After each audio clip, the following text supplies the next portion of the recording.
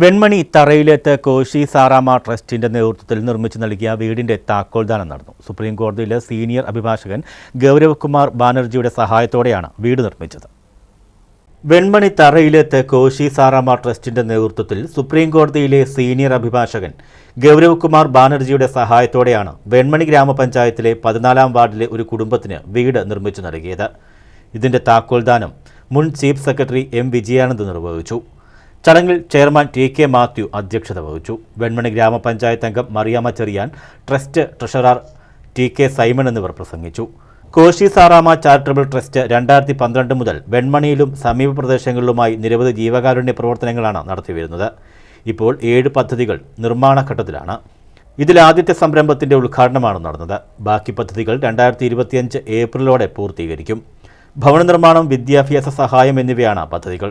ട്രസ്റ്റിന്റെ ചെയർമാനായി TK. മാത്യുവും ട്രഷററായി TK. സൈമണും പ്രവർത്തിക്കുന്നു.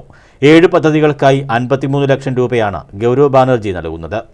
News bureau, Chengannur.